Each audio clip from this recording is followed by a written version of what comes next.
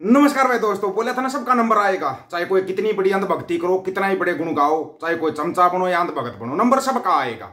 तुम जो पार्टियों की अंधभक्ति में है ना, अपने भाइयों से भाईचारा बिगाड़ते हो ना, उसका खामियाजा तो भुगतना पड़ेगा, भुगतना पड़ेगा। और अब नंबर किसका आया? जैसे मंडियों के दलाल जाकर रो रहे हैं ना, कांग्रेस के दफ्तरों में जाकर रो रहे हैं कि हमारे को तो बोला गया था, इसलिए हम उसको कांग्रेस को कर रहे थे। मतलब उनको क्या चाहिए? पैसा। पैसे के लिए वो वहां जाकर रो रहे हैं। अंधभक्तों को क्या चाहिए था? पैसा चाहिए था। आपको याद हो, हरियाणा का एक कलंकार ही बोलूंगा मैं, कलाकार नहीं बोल सकता उसको, कलंकार बोलता हूं। जिसको बुरा लगता है, 1000 बार बुरा लगे। कलाकार वो होता है जो अपनी कला के माध्यम से लोगों को जगाता है। कलंकार वो होता है जो कलंक लगा देता है इस कला के ऊपर। कला के ऊपर कलंक लगाया। कोई रॉकी मित्तल था, उसने बीजेपी के लिए गाने बनाए, मोदी के लिए पता नहीं, योगी के लिए कैसे कैसे गाने बनाए। उठा के बीजेपी ने उसी को जेल में डाल दिया। फिर उठा के बीजेपी ने उसी को जेल में डाल दिया। कुछ दिनों तक जेल में रहा, अकल ठिकानी पर आ गई। बाहर निकला, राहुल गांधी के गुण गाने लगा। राहुल भाई मेरे मन माफ कर दे, मेरे को नहीं पता था ये लोग ऐसे हैं ऐसे। मतलब अब वो कांग्रेस के गुण गाएगा। कलाकार जो होगा, कलाकार कभी किसी पार्टी विशेष का नहीं होता। कलाकार होया, खिलाड़ी होया, ये सभी के होते हैं, सभी के होते हैं। लेकिन अब एक सबसे बड़े अंधभगत की संपत्ति जब्त कर ली भाई ईडी ने। सबसे बड़े अंधभगत की संपत्ति जब्त कर ली। संपत्ति ईडी ने, जिस ईडी के ऊपर आरोप लगाया जाता था ये ईडी सिर्फ विपक्ष की पार्टियों पर करती है। अगर विपक्ष की पार्टियों के पास जब पैसा खत्म हो जाएगा तो कहाँ ये अंधभगत भी तो जो जाके पैसा कमा रहे थे ना बीजेपी में, या कैसे भी कमाया था, वो भी तो लेना है। छोटा किसी को नहीं जाएगा। कोई कहीं सोच रहा ना मैं बच जाऊंगा, बस इनका नंबर आएगा। नंबर तुम्हारा भी आएगा। और ये खबर सुनने के बाद अगर फिर भी तुम्हारी आंखें नहीं खुली, तो फिर तुम्हारी आंखें खोलने के लिए चाहे भगवान भी नीचे आ जाए, तुम्हारी फिर भी नहीं खुलेंगी। फिर नहीं खुलेंगी तुम्हारी आंखें, ये याद रखना। हाँ, उससे पहले एक बात जरूर कहूंगा, तो बार बार कहता रहूंगा इस बात को, बार बार कहते रहेंगे, बंदी सिंहों को रिहा करो। क्या कसूर है उनका? 30-30, 35-35 साल जेलों में हो गए, उनको रिहा करो। नाजायज जिनको जेलों के अंदर डाला गया उनको रिहा करो, रिहा करो। क्यों उनको इतनी दूर जेलों में डाला जाता है? क्यों सिंहों के साथ ऐसा तसिए दिए जाते हैं? रिहा करो उन बंदी सिंहों को। उनका हक है, उनका संवैधानिक हक है, बंदी सिंहों को रिहा करो। और सभी साथियों से एक रिक्वेस्ट है कि ये मांग तब तक उठाते रहो जब तक ये चुनाव चलते रहे। नहीं, मांग इनके ऐसे मतलब इनके आगे खड़ी कर दो, बिल्कुल लड़ा के, कि हाँ इनको माननी पड़ेगी। आपको याद है एक एलविश यादव होता था, एलविश यादव, भक्त तुम्हारे को पक्का याद होगा। बड़ा यूट्यूबर था, बहुत फेमस था। उसको कहाँ भेजा था? उसको बिग बॉस में भी भेजा था। वो बिग बॉस भी जीत के आ गया था। वो सब सरकार की मेहरबानी थी कि उसको जिताना है। सबको पता है जो ये चलते हैं नाटक प्रोग्राम जितने चलते हैं, क्यों आपका कपिल शर्मा नहीं है क्या? वो भी तो प्रायोजित प्रोपगंडे चलाता है। वो अभी कंगना को बिठा रहा था, कंगना की तारीफ कर रहा था, जबकि उसको नहीं पता क्या कंगना सिखों को गाली देती है। एक तरफ तो बोलता है मैं सिख हूं, मैं पंजाबी पुत्र हूं। वो कौन सा पंजाबी पुत्र है जब सिखों को और किसानों को गालियां दी जाती है और वो इसको बैठा के इसकी तारीफ कर रहा है? वो कोई उसको आप किसान पुत्र मानोगे? हमें तो नहीं लगता। ये भांड होते हैं भाई, ये कोई किसान पुत्र नहीं होते, भांड होते हैं। ये अपनी भांडगिरी कहीं भी दिखाएंगे। इनको भांडगिरी के लिए ही छोड़ दो, ये करते रहेंगे भांडगिरी। ये भांडगिरी करो। एलविश यादव, जिसके साथ हरियाणा के मुख्यमंत्री, भूतपूर्व मुख्यमंत्री मनोहर लाल खट्टर साहब स्टेज साझा करते थे। ये देखो एलविश यादव बिग बॉस जीत के आ गया, स्टेजों के ऊपर भी खूब दिखाया था। वो सांपों वाले केस में फंस गया, सांपों का जहर बेचने के केस में। संपत्ति अच्छी बना ली, सांपों का जहर महंगा बिकता बताया भाई। वो सांपों का जहर बेचता था, 2 नंबर का धंधा करता था। अब सूत्रों के हवाले से खबर है, देखो भक्तों कोई ना ज्यादा वो मत करना, सूत्रों के हवाले से खबर है एलविश यादव की संपत्ति जब्त करने जा रही है ईडी। ईडी उसकी संपत्ति जब्त करेगी।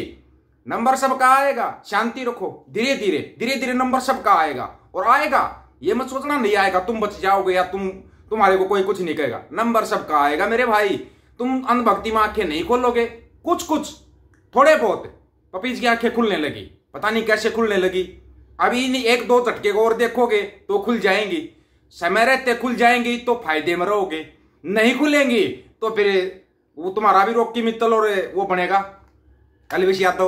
और हाँ, सिर्फ एलविश यादव और रॉकी मित्तल नहीं, अभी इसके अंदर नाम सुनते जाओ। एलविश यादव, राहुल यादव और फाजिलपुरिया, इसी नाम से मशहूर था ना यो, कि संपत्ति जब्त कर सकती है ईडी। आपको पता होगा एलविश यादव बीजेपी का तगड़ा भगत है, फिर भी आज एलविश यादव की संपत्ति जब्त करने तक बात पहुंच चुकी है। अभी भी अगर लोगों की आंखें न खुले तो क्या ही कहिए। बीजेपी में आकर लोगों के करोड़ों रुपए के घोटालों की जांच बंद हो गई, मगर एलविश यादव का बीजेपी में रहकर ये हाल। जैसे कंगना अपनी फिल्म रिलीज नहीं करवा पा रही, वो सबको पता क्यों नहीं करवा पा रही। जो गलत करेगा वो भुगतेगा मेरे भाई, गलत करेगा ना जो, वो भुगतेगा। अरे एक चीज मैं बार बार आपको सुना, बिल्कुल बार बार बताता था, ये पार्टियां गलत नहीं है ना, कोई बीजेपी पार्टी पूरी पार्टी गलत नहीं है ना, आप पूरी कांग्रेस पार्टी को गलत कह सकते हैं। इनके अंदर कुछ आदमी गलत होते हैं, कुछ आदमी गलत होते हैं। जैसे इंदिरा गांधी ने दरबार साहिब पर अटैक किया था, पूरी कांग्रेस पार्टी ने मिलकर किया था क्या? लेकिन उसमें शामिल और पार्टी के लोग भी थे, दूसरी पार्टियों के लोग भी शामिल थे, तो उसका खामियाजा भुगता उसका खामियाजा। क्या पूरी कांग्रेस पार्टी को सजा दी?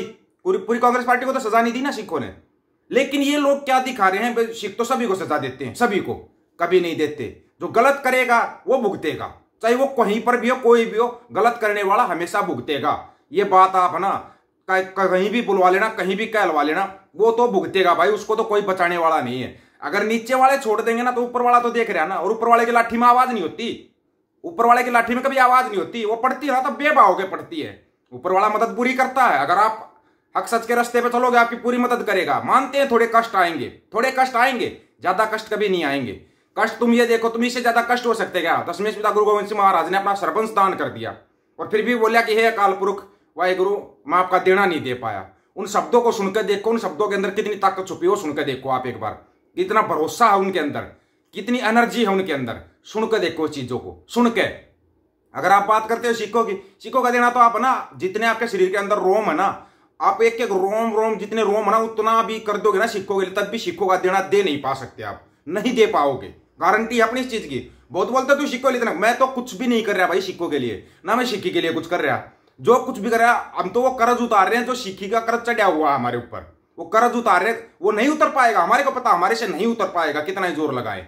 लेकिन कोशिश तो कर रहे हैं हम कोशिश तो कर रहे हैं ना। तुम वो भी नहीं कर रहे, तुम टांग खींचने के सिवाय कुछ नहीं करते। मेरी कांग्रेस, मेरी बीजेपी, मेरी झाड़ू, मेरी झपाड़ू, तुम इसी मोड़ जो रह जाते हो, इसी मोड़ जो रह जाते हो। आज कल बीजेपी में थे, आज कांग्रेस में है, आज कांग्रेस में कल बीजेपी में होंगे।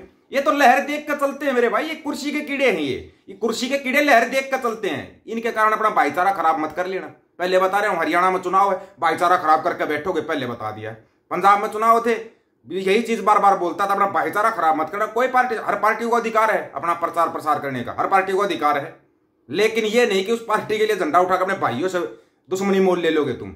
ये कभी मत करना, कभी भी मत करना। ये बार बार आपको समझा रहे, बार बार समझाते रहेंगे, बार बार। जब तक बोलते ना, जब तक आपको ठीक ठाक नहीं कर लेते ना तब तक मानते हम भी नहीं। जब तक तोड़ेंगे नहीं तब तक छोड़ेंगे नहीं, क्योंकि तोड़ना तुम्हारी अंधभक्ति को तोड़ना है। जो अंधभक्ति है तुम्हारी पार्टियों के लिए, उस अंधभक्ति को तोड़ना है भाई। अंधभक्ति वो है, ये नहीं सिर्फ एक बीजेपी का पटा है अंधभक्त, बीजेपी अंधभक्त किसी भी पार्टी में हो सकते हैं, कांग्रेस में भी हो सकते हैं, झाड़ू में भी हो सकते हैं, झपाड़ू में भी हो सकते हैं, सभी में होते हैं अंधभक्त। अंधभक्त मत बनो, किसी भी चीज के अंधभक्त मत बनो, वो खतरनाक लेवल पे पहुंच जाता अंधभक्तिपना, खतरनाक लेवल पे। फिर जो पापा बोलते ना फाइनल हो जाता तुम्हारा।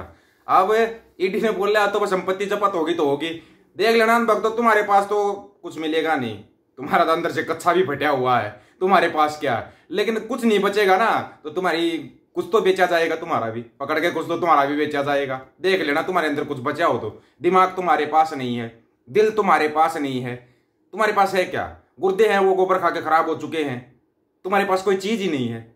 लेकिन फिर भी है ना, व्यापारी लोग ढूंढ लेते हैं क्या चीज अच्छी रहेगी ना, वो व्यापारियों का काम है, वो ढूंढ लेंगे तुम्हारे अंदर क्या अच्छा मिलेगा। आप लोगों की क्या राय है इसके अंदर? क्या इन अंधभक्तों की आंखें खुलेंगी? इतना कुछ देखने के बाद भी अगर इनकी आंखें नहीं खुलती ना तो फिर मान जाएंगे पक्के वाले अंधभक्त है ये, पक्के वाले अंधभक्त। आप अपनी राय रखना, आपकी राय का इंतजार रहेगा। सभी साथियों को राम राम, नमस्कार, आदाब, सत श्री अकाल। वीडियो को ज्यादा से ज्यादा शेयर, चैनल को सब्सक्राइब और बेल आइकन को जरूर दबाना दोस्तों। ऑफिशियल दीपक फौजी यूट्यूब चैनल, बात हक और सच की करेंगे, हक सच की बात हम करेंगे। वीडियो को शेयर करने की जिम्मेवारी आप लोगों की। गज के आखो, वाहेगुरु जी का खालसा, वाहेगुरु जी की फतेह।